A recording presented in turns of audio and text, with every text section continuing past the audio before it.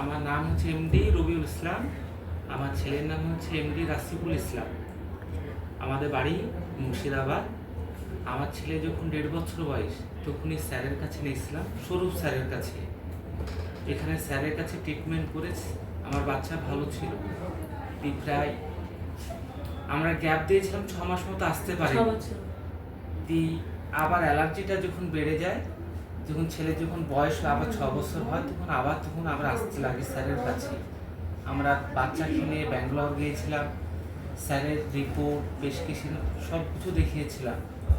এখানকার ডাক্তাররাও বলেছিল যে আপনারা যেখানে দেখাচ্ছেন কলকাতাতে, ওনাকে দেখাবেন, ওনার নতুন ট্রিটমেন্ট ব্যাঙ্গালোরেও হবে না। বেকার ব্যাঙ্গালোরে টাকা দিয়ে আসবেন, কলকাতা দেখাবেন, উনি ভালো ডাক্তার। সেই মোতাবেকে আবার স্যারের কাছে এসছি দেখাতে। আমার বাচ্চার ভ্যাকসিন চলছে, এখন অ্যালার্জিটা অনেকটা কম। 3000 ছিল, এখন 400 এসছে ভ্যাকসিন। অ্যালার্জিটা ভ্যাকসিন চলছে, অনেকটাই ভালো আছে। স্যার অনেক ভালো ট্রিটমেন্ট করে, অসুবিধা নেই।